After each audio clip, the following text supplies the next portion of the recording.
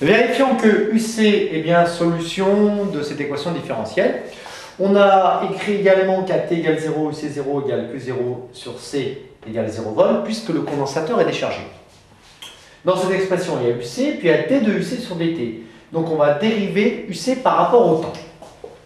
Dérivons par conséquent par rapport au temps. Donc eh bien, on peut faire la factorisation A moins A exponentielle de moins alpha t.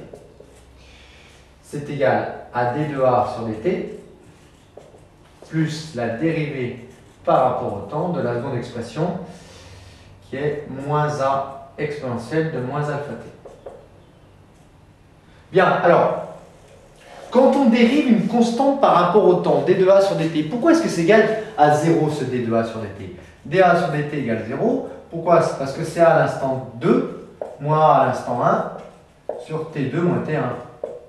Or, comme A est une constante, A à l'instant 2 vaut A à l'instant 1. Autrement dit, eh bien, ceci, c'est égal à 0. La dérivée de moins A exponentielle de moins alpha t, vous savez que la dérivée par rapport à x de puissance à x, c'est A fois e puissance à x. Donc, la dérivée par rapport au temps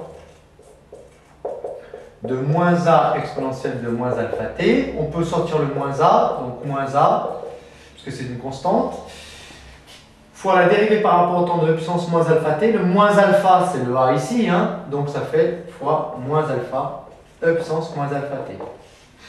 Moins par moins, ça fait plus, donc voilà. Que vaut donc par conséquent la dérivée de UC par rapport au temps? Ici, ça vaut A fois alpha, e puissance moins alpha t. Une fois qu'on a trouvé la dérivée, eh bien, on réinjecte dans cette expression, tout simplement. Pardon, dans celle-ci, dans l'équation différentielle du mouvement. Donc, on va la réécrire. Alors, E égale UC qui vaut A moins A exponentielle de moins alpha t plus RC fois D de UC sur DT, on va le voir, A alpha exponentielle de moins alpha t, ce qui nous fait E égale, alors on va mettre les A, E puissance moins alpha t en facteur, donc là j'ai A plus A exponentielle de moins alpha t en facteur, facteur de quoi? Eh bien de moins 1 ici, et puis ici plus RC alpha. Voilà, alors ceci est une constante, ceci est une constante, ceci varie. Donc par conséquent, la seule solution pour qu'on ait cette égalité, eh bien il faut forcément que ce terme soit égal à 0. 0 fois quelque chose qui varie, ça ferait 0, et on aurait bien une constante qui est égale à une constante. Hein. Donc on va en tirer l'expression suivante, donc moins 1 plus RC alpha égale 0, ce qui implique donc que alpha égale moins 1 sur RC.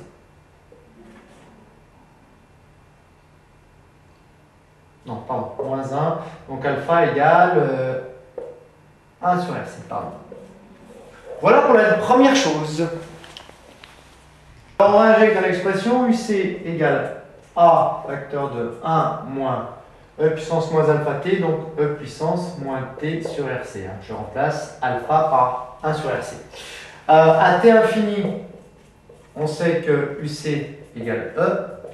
À t infini, cette expression-là tend vers 0, hein, puisque E puissance moins l'infini tend vers 0, ce qui nous donne UC infini égale E égale A facteur de 1 moins 0, autrement dit, E égale A, ce qui nous donne l'expression de UC.